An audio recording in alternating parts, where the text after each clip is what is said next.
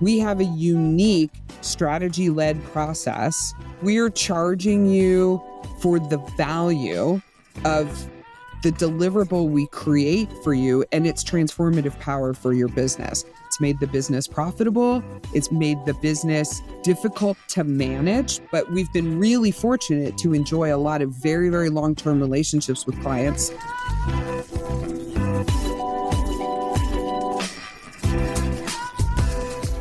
Hey, Deb, welcome.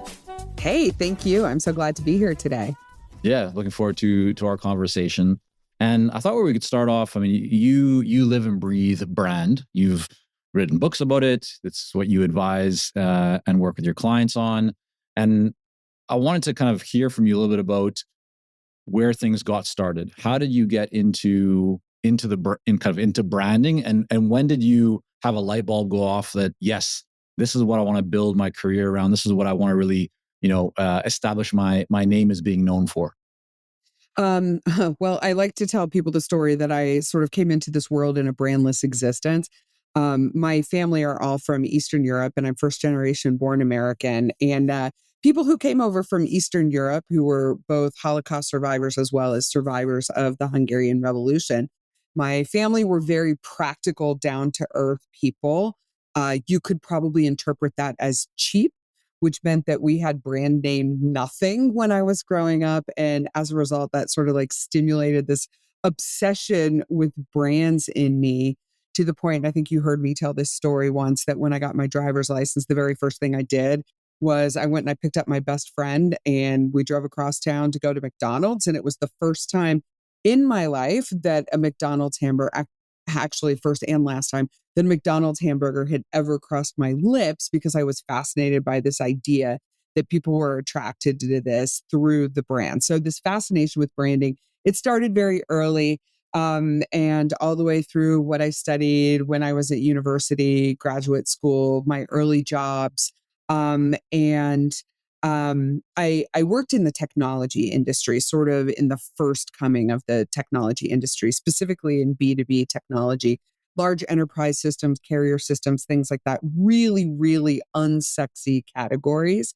And I found that I could be more helpful to the folks that I worked with inside of those technology companies when I was able to help them permeate these like deep emotional relationships with end customers in order to be able to sell things more effectively. So I would say professionally, that was probably the birth of my interest in branding. Um, and then after working for a couple of years in big brand name household name technology industries, I went on to the agency side of the business. And like a lot of other people who started their own consulting firms or boutique agencies, it was sort of like a manifest destiny. I had topped out in my career. I was reporting directly to the CEO of the last agency that I worked for. I was doing really, really good work, really to create value for her personally and for the owners of the company. And I was so passionate about what I was doing. I kind of became an accidental entrepreneur and left all of that, stole a couple of clients, went out. And then there was just a huge demand for what I was doing, the way that I was doing it as an independent consultant. Then the next thing I know, I'm hiring helpers. And then I needed operations people, I needed account people, and then all of a sudden I had a business. So I know from other consulting agency people that I've worked with and that I've known over the years that it's a very similar story to a lot of people. There's a lot to unpack there, so I want to Yeah. go hit the rewind button a little bit. You mentioned, you're working for this agency, you're working directly with the CEO. You see that you're already at the top. You want to, do more. What were you doing? What did you feel was missing from the current agency that you were working at? What did you feel like you could do differently that could add more value? What was that kind of advantage or opportunity that you identified? So the agency that I was working at, it started out, its core was doing technology, public relations, and media relations, which was not my area of expertise. And it definitely wasn't my specialty. My specialty was really in the realm of strategy, like business strategy, things like funding strategy, positioning strategy, messaging strategy.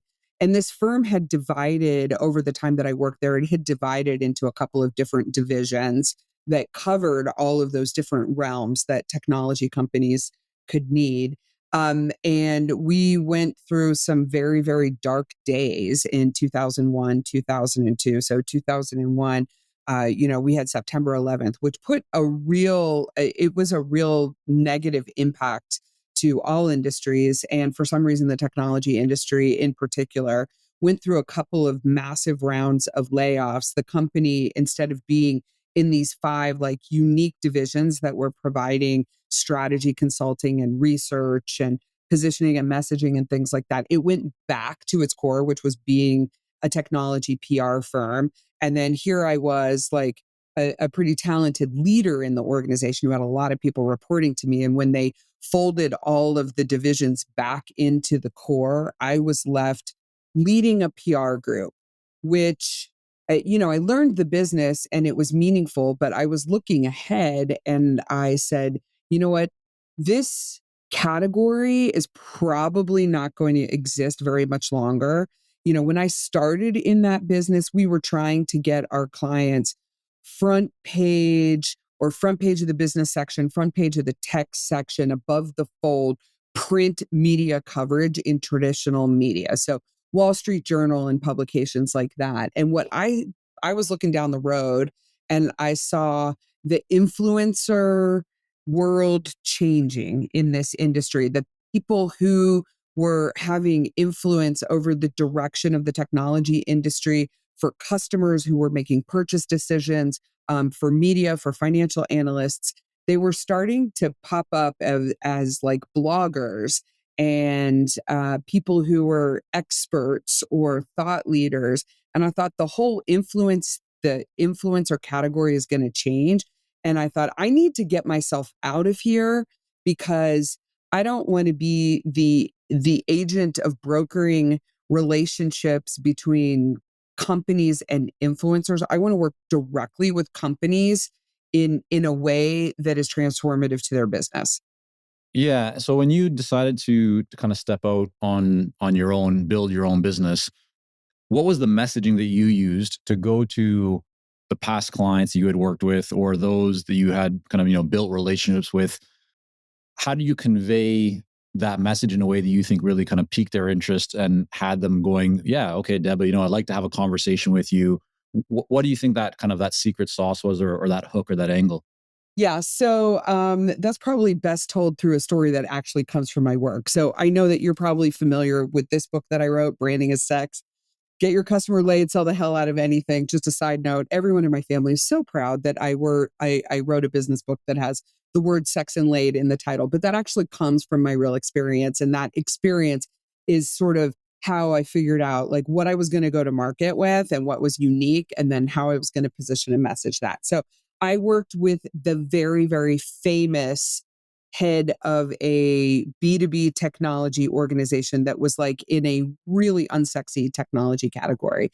And they were getting ready to launch a new server operating system. Again, a not very sexy kind of thing. And I was working directly with the CEO on thought leadership and executive platform stuff. And while we were rehearsing him to go out and talk in front of media, analysts, valuable customers, key accounts for this global technology company, we kind of got into a little scrape, him and me.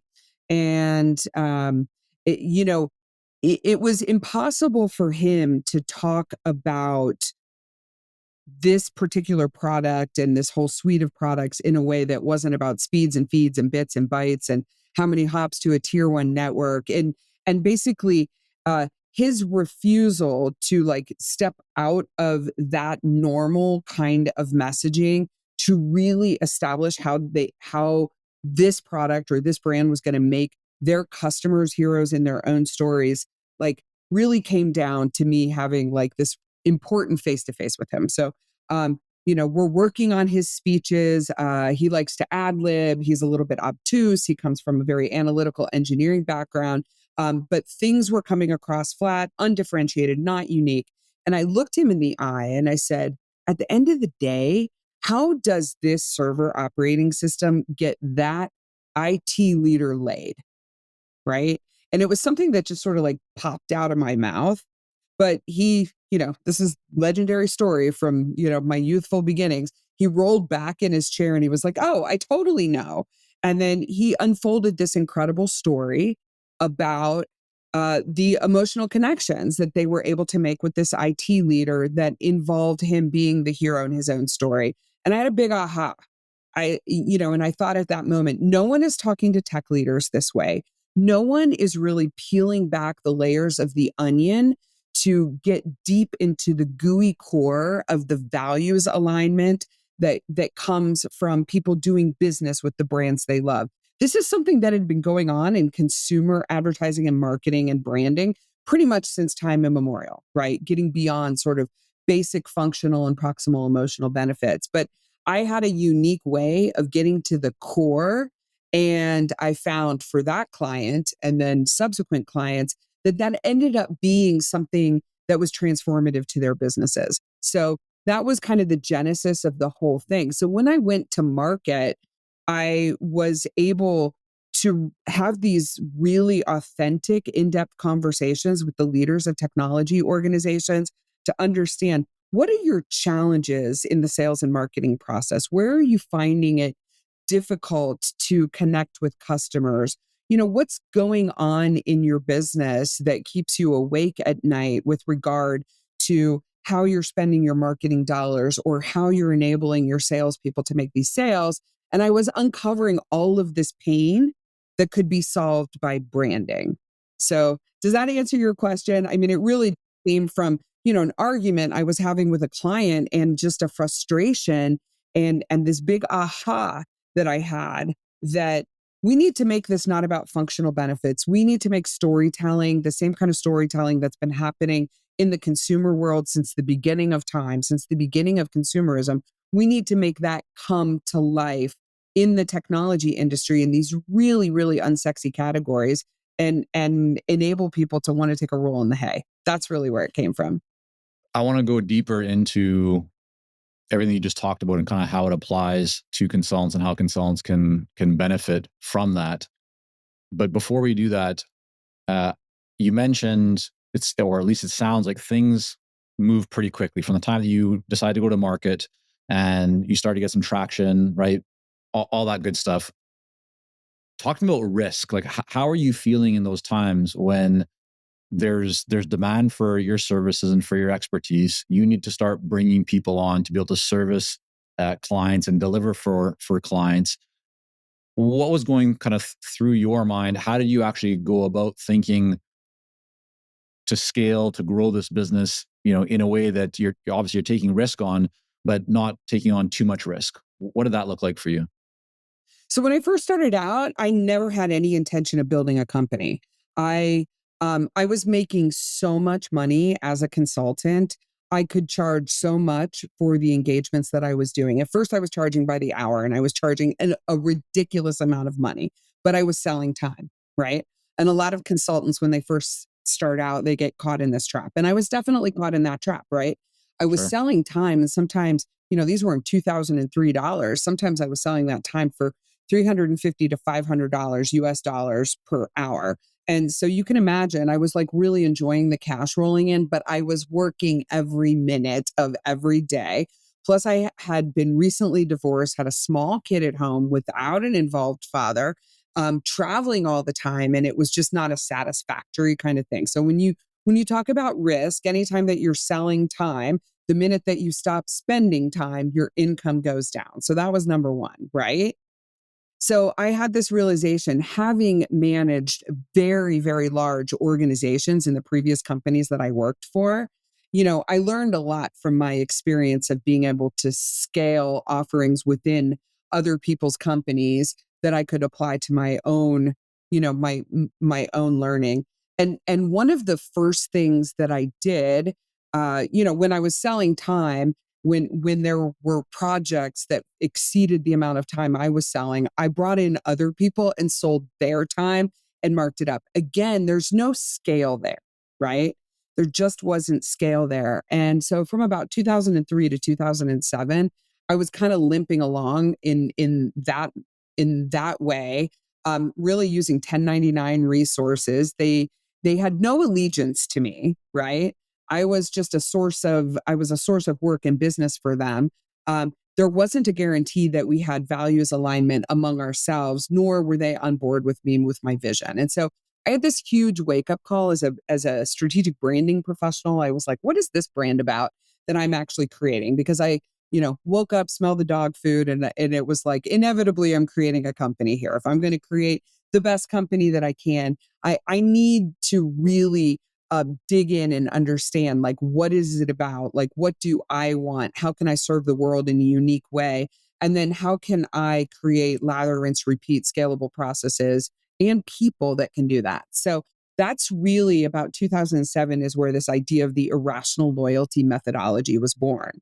um, Methodology is really, really important to my business, not just how we do the work, but why we do the work, and creating something that's something of a system that's locked down, protected IP that we own that no one else can imitate. So, brand strategy agencies, brand strategy consultants, they're a dime a dozen, Michael. Like, you can't swing a cat around your head and not hit 150 other people, like, even in the market that I live in right now, that do exactly what I do. But it was very, very important for me to really figure out, why should people buy these services from us? So the methodology was really, really important to that. And that methodology being something that I could train people on so that they could scale the consulting and deliver on the same promises I could, kind of using the background algorithm, if you will, to deliver answers. But then the methodology, when I say the methodology, like, the methodology extends to,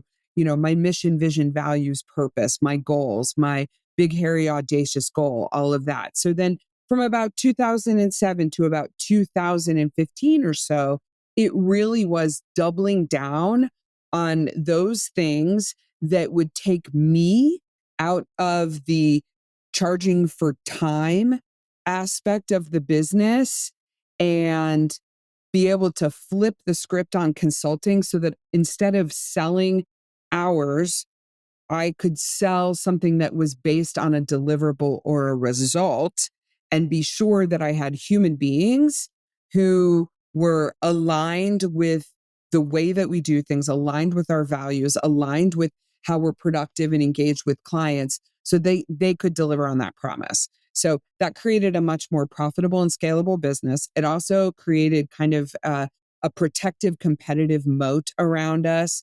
And then from there, I did things like, I've written 3 best-selling books that are based on this methodology. It's out there in the world. We use it with all of our clients.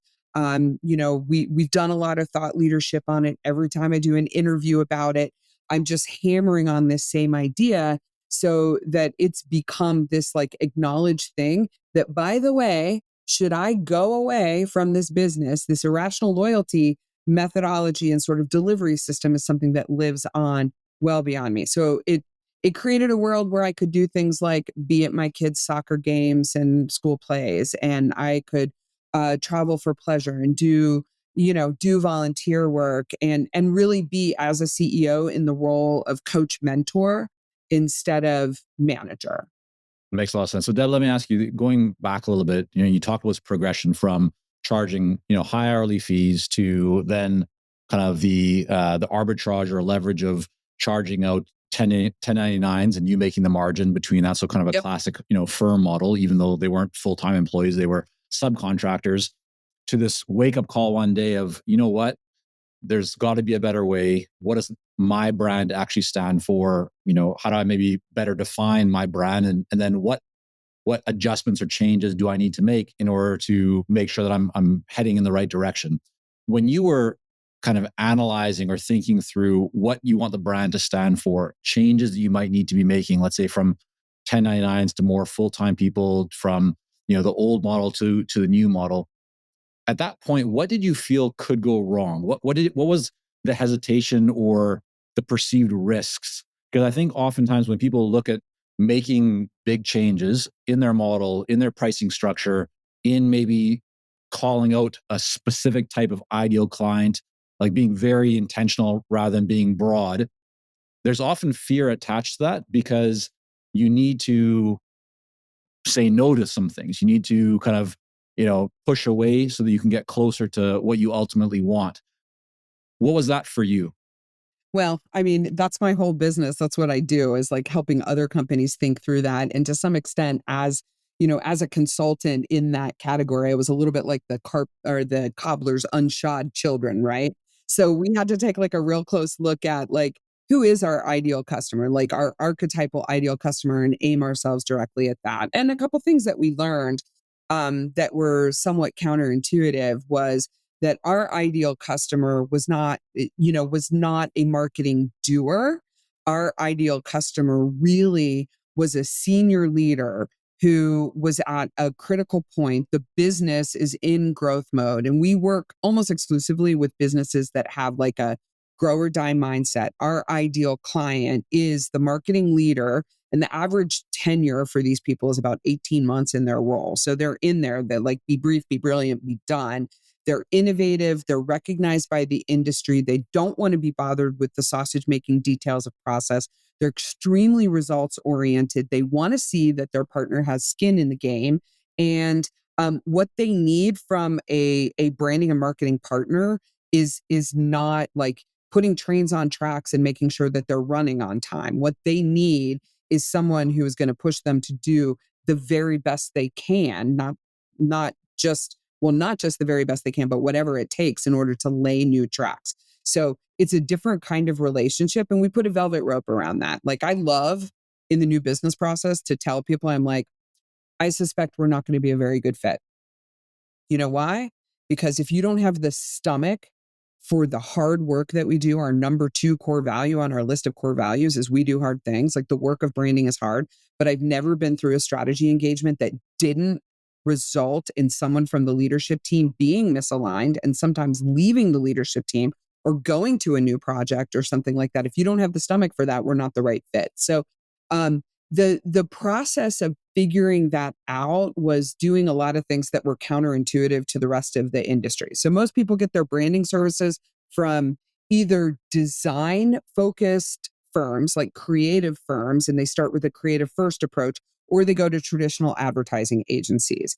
We do something that's very, very unique, which is research and strategy led branding. And we start with strategic branding first, and that's counterintuitive. But then the way that we charge for the services was also counterintuitive. So if you go to any other kind of firm in this category, they charge you by the hour. They set up a retainer based relationship, right? And you work down those retainers and then you bill by the hour, like once you've run out of hours. I said, we have a unique strategy led process where we're charging you for the value of the deliverable we create for you and its transformative power for your business. And so going to market with that, it helped us weed out a lot of clients, right? Because I was able to deposition the billing by the hour model. I could say, you know what, your past experiences with marketing partners have probably been hourly billings or retainer based relationships. In my experience, having run businesses that did that, it doesn't drive the appropriate attitude or behavior on either side of the relationship. We have skin in the game and we are going to charge you X number of dollars, a flat fee. It doesn't matter how many hours we spend on it or how few hours we spend on it. What you're paying for at the end of the day is the transformative value of the end product. There were some clients who were like, nope, that's not for me. And if they said that's not for me, then I said that's not for us. I have never billed by the hour. I'm taking over a client for another consultant right now, and she's been billing by the hour. I can't even get my head around an hourly contract. Like, I don't even know what that looks like. Literally, for the entirety of the 21 years that I've been building this business, we have done everything on a flat fee basis. Every project has a beginning, a middle, an end, deliverables, results, and that is what our clients are paying for. And I will tell you, it's made the business profitable. It's been made the business difficult to manage because in many cases, I don't have sources of recurring revenue. So it makes it a little bit unpredictable. And to some extent, I'm beholden to like, where's the next project coming from? But we've been really fortunate to enjoy a lot of very, very long-term relationships with clients, some of them going back to 2004. One of them that I'm thinking of, like tens of millions of dollars worth of projects for this client. And we still do several million dollars a year with them on individual project basis. So does that answer your question? But that, that was really something that was, it's counterintuitive to the industry and it was unique. And at Sure. first I was like, all right, I'm really shooting myself in the foot because I need to keep all these people busy and bill them by the hour. And taking the leap to be like, nope, we're not going to do that. We're going to do this on a project basis because it delivers unique value to the kinds of clients we want to work with. That was a big risk. Let me ask you about marketing. So we've talked about messaging, about how you've gone to the market in a way that is different from other firms that might be, some people might consider to be in a similar kind of category. Or I know you do a lot of speaking because that's how you and I met, right? We're both speaking at an event. Um, is that the number one source of new clients for you, or is there something else that you do from kind of a marketing lead generation perspective that you feel works really well for your business today? Huh. Okay. Well, my business has grown almost exclusively through referral, which I think is very common in this world. The other thing that has happened is I told you that the average CMO tenure at big technology companies is about 18 months. I have several clients, several ideal clients that have gone company to company to company over the last 20 years and have taken us with them and are so irrationally loyal to us that they negotiate into their employment contracts that they won't take the job unless they can hire us as a partner to them. So that's really great. And that's a form of referral there. That keeps businesses really small. And I will tell you, I'll be very honest with you. I have done everything from hiring a business development person, like a VP of business development, who's supposed to go out there and make those relationships and glad hand and, get us into RFPs and all that kind of stuff. That was a fail. I have hired outside lead gen firms to help, uh, you know, bring in inbound leads, most of which were I just need a kinds of clients, and we don't work with I just need a kinds of clients. And so it was very difficult to use an outside firm to like qualify those leads. We've also done quite a bit of digital marketing. I believe the kinds of services that we sell, like the sales cycle and the level of consultation that has to take place over that amount of time, lead gen doesn't really speed up the process. Speaking fills the top of the funnel with new people. It gets people into our world, people who read my books, people who see me in media, uh, you know, people who download my things. Like all of those things get people into the top of the funnel, and we can do what we can to nurture them through that process. But I will tell you, the the one and only thing that truly works is establishing relationships in which my team and I can add value to existing clients and then network through those clients. I think it keeps consulting businesses small. And if there's someone out there who is like found a method for marketing and business development that's better or different than that, I want to know that. But I have tried all the things. The sales cycle is long. My engagements are huge. Like what people pay to like do a brand strategy engagement with us, it starts at $75,000 and can go up to, well over $500,000 in some cases, right? So, um, if you've got something that you can share with me, I mean, we do all the things and we have to be in all of the places all of the time because the path to awareness to from awareness to purchase is not linear. So we have to do all the things all the time. But I can say that there's no one single like magic silver bullet for that. Can you share with me one mistake that you've made recently? Just one. Yeah, I know, right? It's like asking an entrepreneur, have you had any challenges? But what I'm really looking for, Deb, is something that was a learning experience for you. And um, you know, was there a change to your pricing? Was there a shift in the model? Was there an engagement with a client, something that you feel, hey, like, yeah, that we made a mistake here, but we really learned from it. And others are likely to run into something similar. And if they know what I know now, they could maybe avoid that mistake, or, just turn it into an advantage for them. Yeah, I'm still recovering from what I would consider to be the biggest mistake of my career.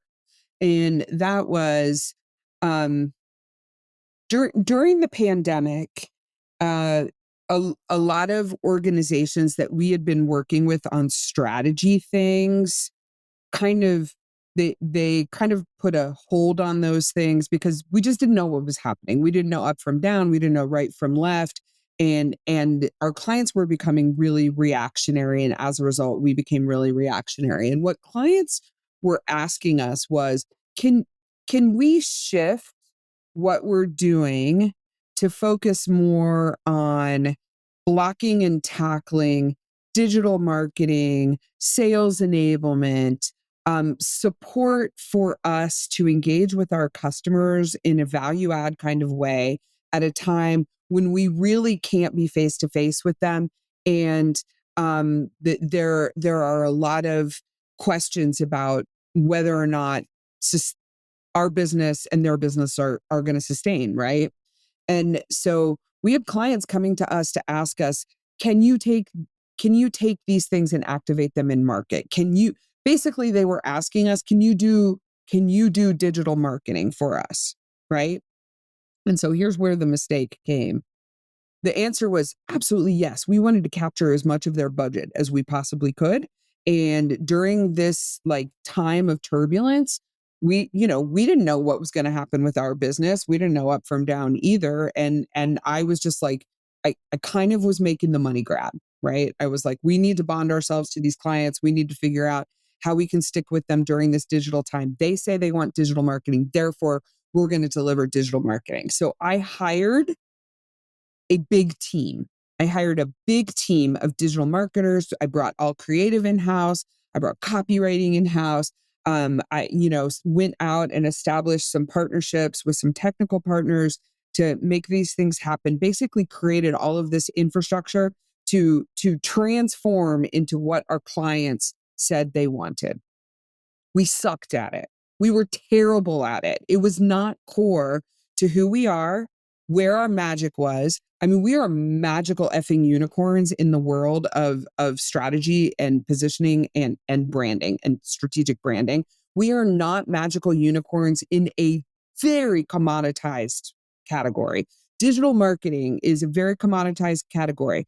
And one of my goals as a business has always been to transform the love-hate relationship that people have with their marketing partners to a love-love relationship.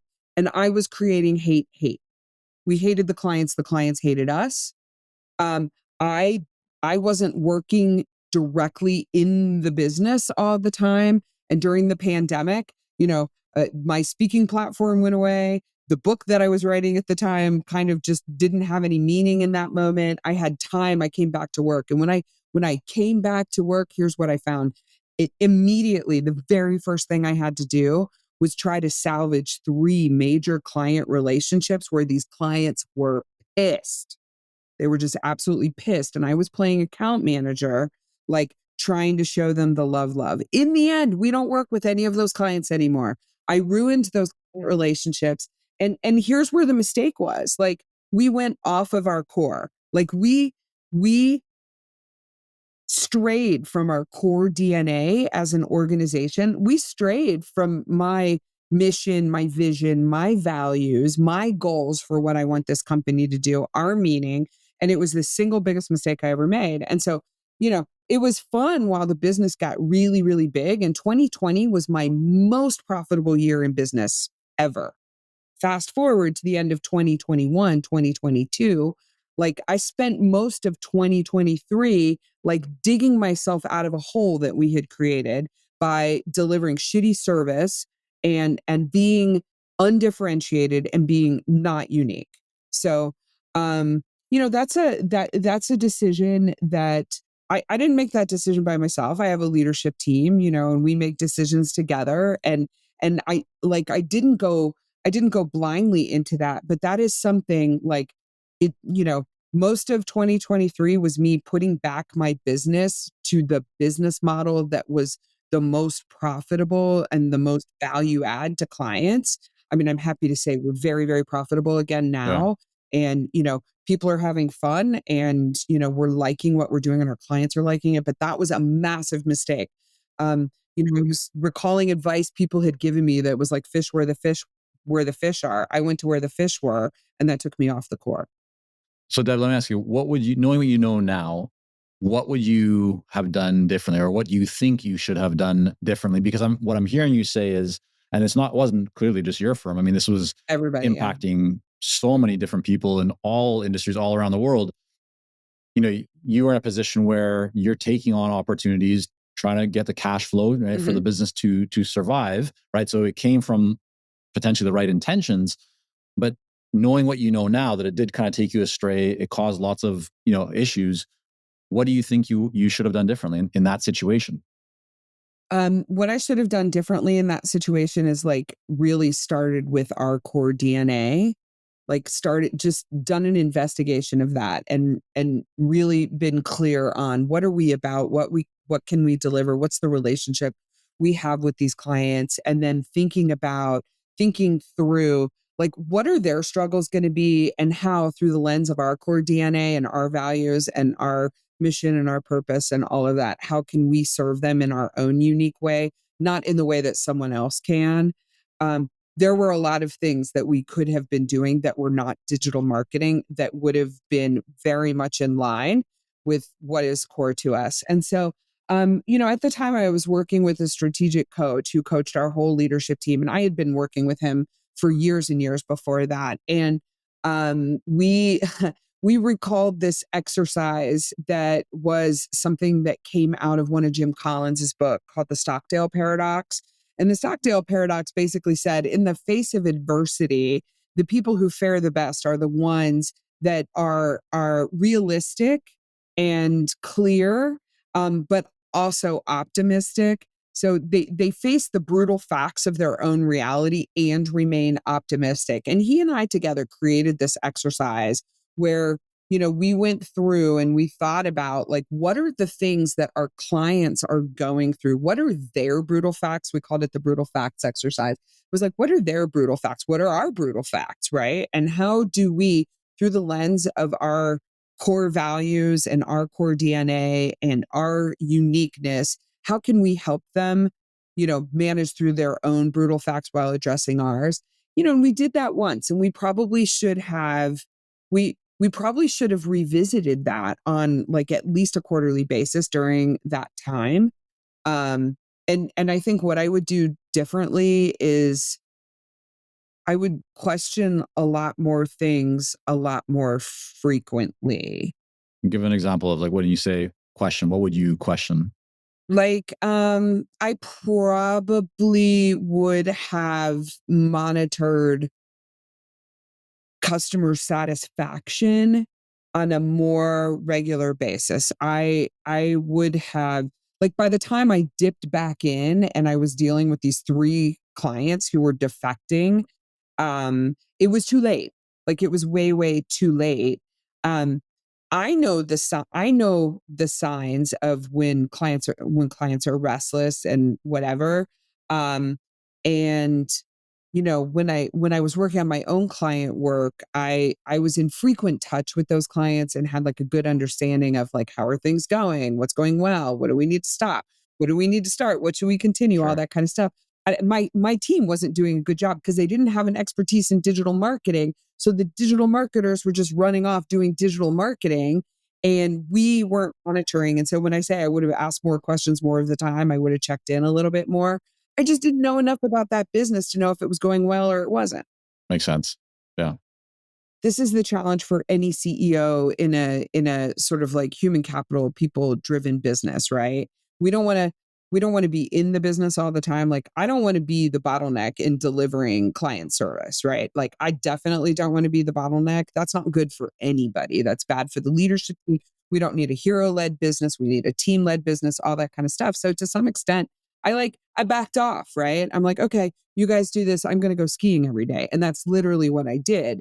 And then come summertime, I have clients calling me. They're like, hey, Deb, they've disintermediated their account managers. They've gone past like, group account directors. They've gone to the vice president and got no relief. And they're calling me at home or on my mobile phone on weekends, like, hey, we have a personal relationship. I think you should know what's going on with your team. There is nothing worse than being caught with your pants down. So that's what I need. I mean, I hope that this is the kind of sharing you're looking for. Oh no, I appreciate you being so open, and I think there's a lesson inside that likely everyone uh, is already you know probably resonating with, or this will help them to prepare and take preemptive action so that they hopefully don't have to find themselves in Cautionary tale.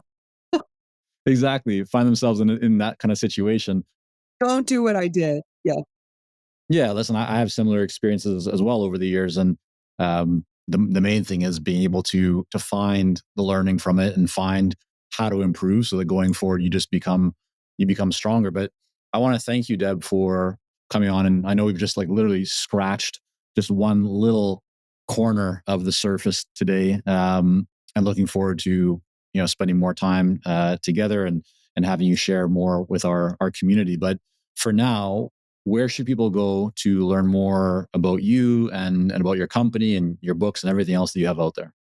I think the best way is to go to my personal website, which is debgabor.com. And from there, you can download things. You can look at the books that I've written. You can look at videos. There's lots of resources available. I think that's the best way to get in touch with me. You can submit a request. I think that's the best way to get in touch with me. Also, I'm pretty active on LinkedIn. That's my social channel of choice for business communication. I mean, I'm on Instagram, but it's mostly pictures of my cats and skiing and food and kids and stuff like that. But yeah, debgabor.com or find me on LinkedIn, Deb Gabor. So There we go. yeah, thank you so much for asking about that. I would love people if they're interested in talking about branding, they're interested about talking about strategy. I'll talk to anybody. I think you saw this when we spoke at that event together where I said, hey, call me, reach out to me, just tell me where we met. I'll talk to anybody about their brand because I'm on a million brand mission and my company is part of that. And the company is working on creating more than $1 billion worth of increased brand value for the organizations that we work with. So it's all tied together. All right, we will link all that up in the show notes at consultingsuccess.com. Deb, thank you again so much for coming on. Well, thank you, Michael. It was great to see you.